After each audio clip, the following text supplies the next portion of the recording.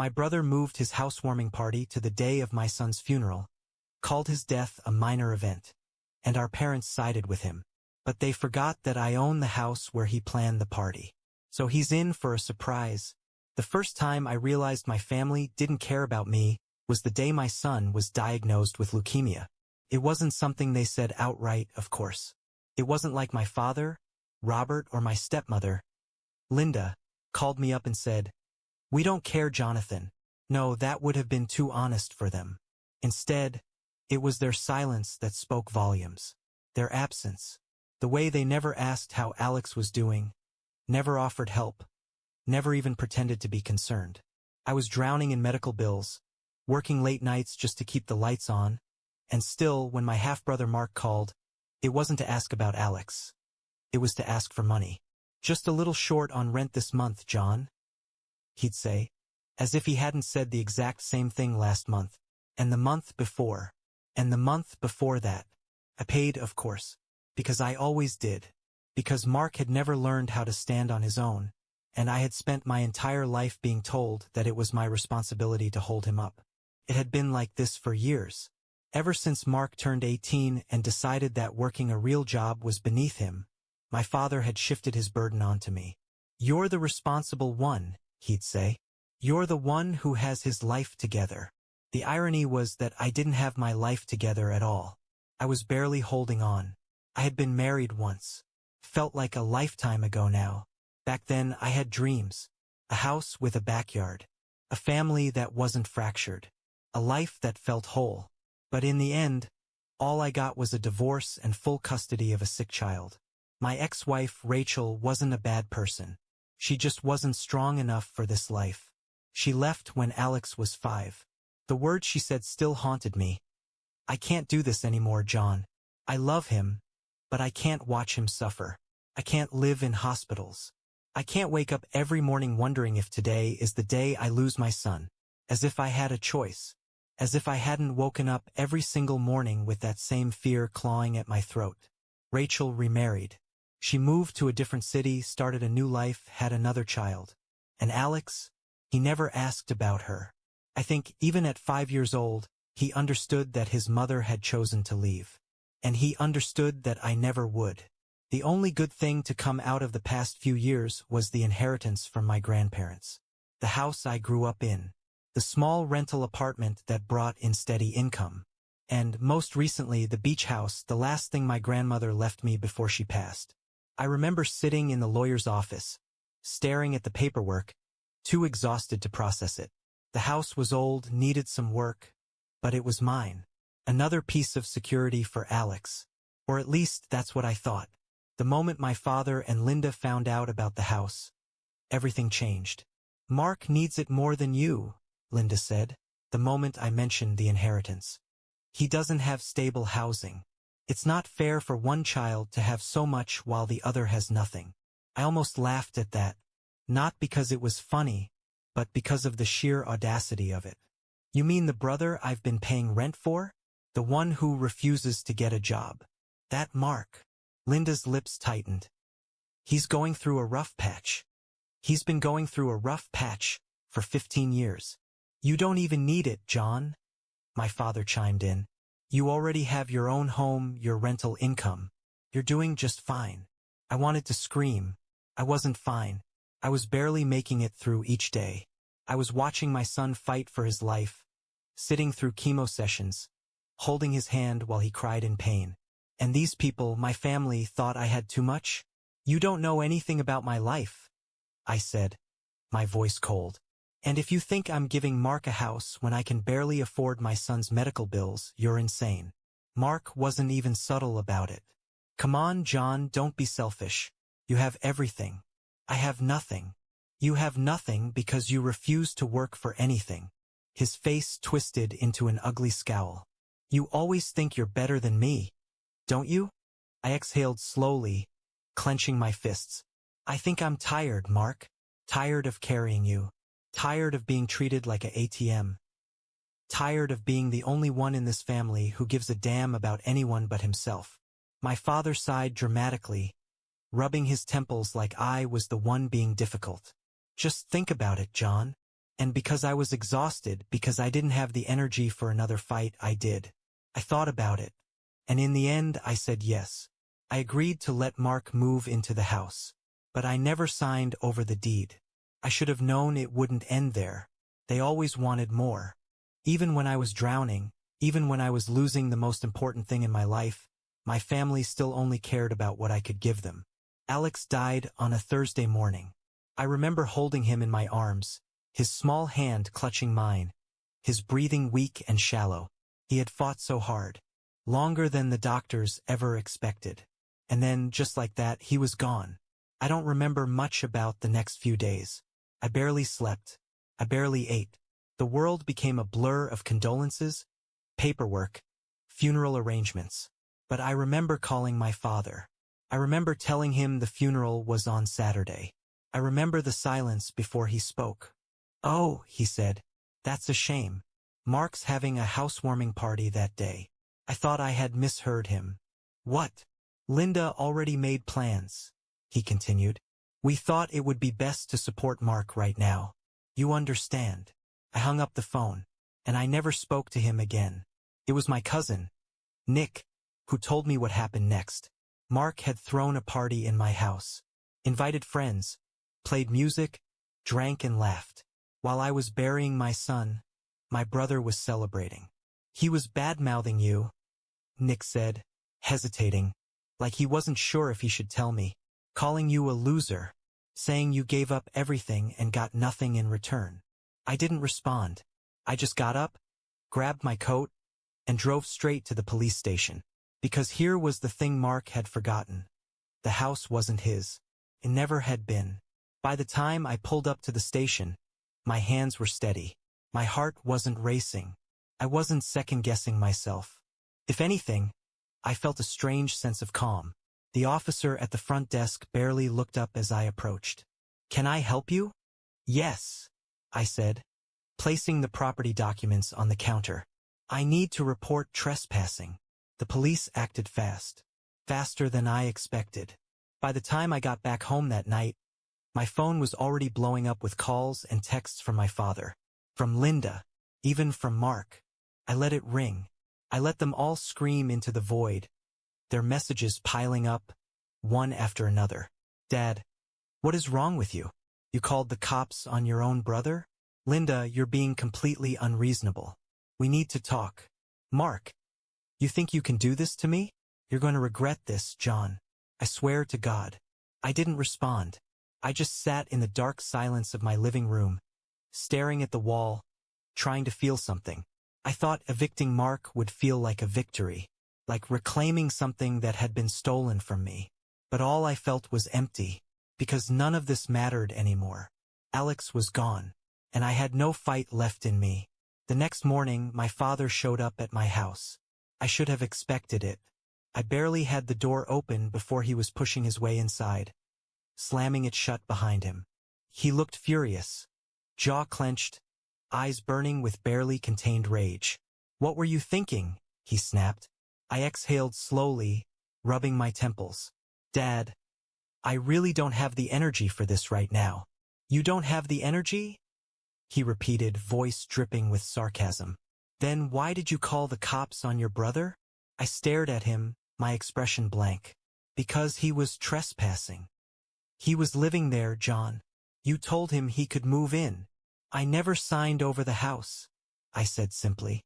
"That doesn't matter," he spat. "It was a verbal agreement. Do you know how humiliating this is? Do you have any idea what you've done?" I crossed my arms. "Oh, I'm sorry. Did I embarrass you in front of your golden child?" His face darkened. "Watch your tone." "No, you watch your tone," I said, my voice sharp. "Because you're standing in my house, yelling at me, when you should be apologizing." "Apologizing?" He let out a bitter laugh. "For what?" "For choosing a goddamn party over your grandson's funeral," I said coldly. That shut him up. For the first time, his anger wavered. He shifted uncomfortably, looking away. "That's not fair," he muttered. "No, Dad. What's not fair is that I buried my son alone while you were playing happy family with Mark." He clenched his jaw. "We didn't think." "No, I cut him off. You didn't think. Because you never do. Not when it comes to me. His silence was deafening. For a brief second I thought maybe this was the moment. Maybe he would finally look at me and realize what he had done.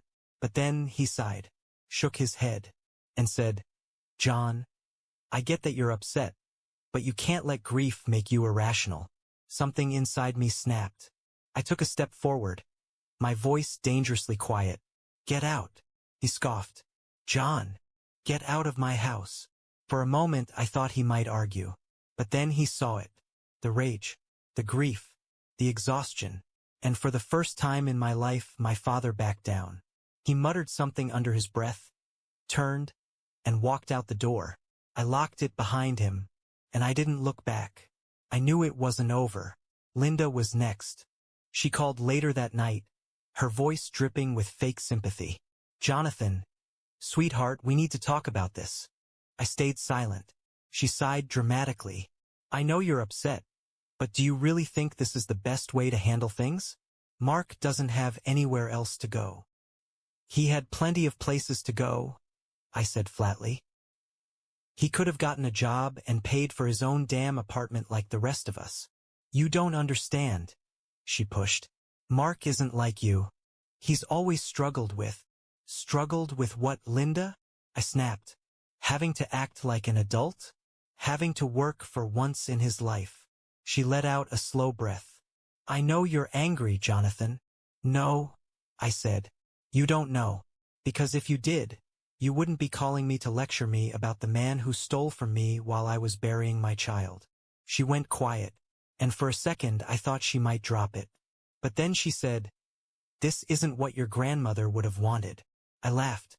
Not because it was funny, because it was the most pathetic thing I had ever heard. My grandmother left the house to me, I said. You want to talk about what she would have wanted? She would have wanted Mark to get off his ass and stop expecting me to fix his life for him. Linda clicked her tongue, disappointed. You're being cruel, Jonathan. No, I said. I'm finally being fair. And then I hung up. Mark wasn't quiet for long. A week after being thrown out, he sent me a text. Mark, you're going to regret this. I rolled my eyes and ignored it. Then, a day later, Mark, you owe me, John. And then the next, Mark, if I can't have the house, no one can. That one made me pause. I stared at the words on my screen, a slow, uneasy feeling settling in my gut. I knew Mark was a leech, a liar, a manipulator, but something about this felt different. And when I checked the security cameras on the property that night, I found out why. The footage wasn't crystal clear, but it was enough. Enough to see Mark. Enough to see the bat in his hands. Enough to watch as he shattered the windows, smashed the walls, tore apart the home that I had inherited. The home that was mine. I watched in silence, my chest tight, my hands shaking. And then, slowly, I picked up my phone. I dialed 911. What's your emergency? I exhaled. My brother just vandalized my house, I said, voice steady. And I have it all on video. Mark was arrested the same night. I didn't go to the station, didn't answer his calls, didn't respond when Linda texted me at 3 a.m. with a frantic, "How could you do this to your own brother?" I just sat in my living room watching the security footage on loop, watching him destroy what wasn't his, watching him take a bat to my grandmother's windows, her walls, her floors, the house she had loved, the house she had trusted me to take care of. And I felt nothing, not anger, not sadness, not even satisfaction, just emptiness, like I had finally run out of things to feel. The next morning, I got a call from Nick. "Dude," he said, voice still thick with sleep. "I just heard." "What happened?" I sighed, pinching the bridge of my nose. "Mark trashed the house." "No way." He sounded stunned. "I mean, I knew he was pissed, but Jesus, he really did that. I have it all on video." Nick let out a low whistle. "He's screwed." "Yeah," I said, voice flat. "He is." There was a pause. Then, hesitantly, Nick asked, "Are you okay?" I blinked at the question. No one had asked me that in a long time. Not after Alex got sick. Not after he died. Not after Mark stole from me. After my father abandoned me. After Linda tried to guilt me into submission. No one had asked. And I honestly didn't know the answer. I don't know, I admitted. Nick was quiet for a moment, then said, "You want to get a drink?" It was 10 in the morning, but I still almost said yes. The legal process moved faster than I expected. Maybe because the evidence was undeniable. Maybe because Mark had no money for a good lawyer. Either way, within a few weeks, he was officially charged with vandalism and destruction of property. Linda called me the same day. "Jonathan," she said, voice tight, "I hope you're happy. You've ruined your brother's life." I stared at my phone, wondering how she had the audacity to say those words out loud. "Linda," I said, my tone almost bored. "Mark ruined his own life." She scoffed. "You really don't care, do you?" I considered that, and then I said, "No, I don't." I hung up before she could respond. And for the first time in my life, I didn't feel guilty about it. Mark lost his job. Not that it was much of a job to begin with. He worked part-time at some warehouse, barely showing up on good days, but still, he lost it. Apparently, criminal charges weren't a great look for an employee. Linda begged me to drop the case. Dad called twice. Once to demand I fix this mess. Once to say, "Mark didn't mean it." I ignored them both. Because at the end of the day, this wasn't just about the house. It was about everything. It was about years of being used, being manipulated, being made to feel like I owed my family everything while they gave me nothing in return.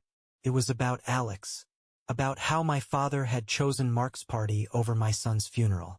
It was about finally understanding that these people, the people I had spent my whole life trying to please, were never going to love me the way I had hoped they would. And I was done trying. Mark pleaded guilty. I didn't go to the hearing. Didn't need to. The judge sentenced him to probation, community service, and restitution fees, which meant that, for the first time in his life, Mark had to work. Not that he took it well. "Mark, you think you won? Mark, you think this is over? Mark, I swear, John, you're gonna regret this." I blocked his number. And then, finally, I cut the last remaining thread. I went to the bank, closed the joint account my father had tricked me into opening years ago, and removed my name from anything connected to him, Linda, or Mark. No more family emergency withdrawals. No more unpaid debts in my name. No more financial lifeline. And just like that, they were on their own. Dad called 3 days later. I answered, not because I wanted to, because I wanted to hear what he would say when he realized I wasn't his personal ATM anymore. "John," he started, voice unusually calm, "I just checked the account, and it's closed," I said, cutting him off. A long silence, then a sharp inhale. "You closed it?" "Yeah," I said. "I did." His voice darkened. "What is wrong with you?" I almost laughed. Of course that was his response. Not, "I'm sorry." Not, "I understand." Not, "I should have been a better father to you." Just anger. Just entitlement. "You really don't get it, do you?" I said, shaking my head. "You spent my entire life treating me like I was nothing, like my only worth was in what I could give you. And now that I've stopped, you're acting like I've betrayed you." "You have betrayed me," he snapped. I let out a slow breath. And then I said, very quietly, "No, Dad, you betrayed me first." He had no response to that. So I ended the call. And I never answered another one. A month passed. Then 2. Then 3. I moved out of my old house. Sold the damaged property. Rented out the apartment. I cut my father out of my life. Linda. Mark. All of them. And for the first time in as long as I could remember, I felt free. Not happy. Not yet. But free. And maybe, just maybe, that was enough. The silence was the strangest part. For the first time in my life, my phone wasn't buzzing with demands. No more calls from my father. No more guilt-tripping texts from Linda. No more angry messages from Mark. At first, it felt unnatural. Like I was waiting for the other shoe to drop. But after a few weeks, something inside me shifted. I started sleeping better. I wasn't constantly stressed about unexpected expenses. I could breathe. And yet, I still caught myself hesitating whenever I saw my phone light up, half expecting another crisis to land in my lap. But the calls never came, because they had finally realized I wasn't their problem anymore. Mark, of course, tried to drag me back in. It started with petty revenge. He spread lies to the extended family, twisting the story so he looked like the victim. John stole the house from me. He tricked Grandma into leaving everything to him. I was supposed to get my share, but he got greedy and kicked me out. Now I have nothing, and he's sitting on 3 properties, living like a king. A few cousins bought into the drama. An aunt even called me, her voice dripping with forced politeness, saying, "Jonathan, honey, don't you think you're being a little harsh? Mark's struggling, and family should help each other." I let her finish. Then I said, "Did he tell you he vandalized the house?" Silence. "Did he mention the police? The charges?" More silence. Then, finally a hesitant, "Well, no, but then maybe you should ask him about that before lecturing me." And I hung up. Without my financial support, reality hit Mark fast. His probation required him to work, so he couldn't keep bouncing between side hustles and excuses. He had no savings, no fallback plan. And for the first time in his life, no one was swooping in to save him.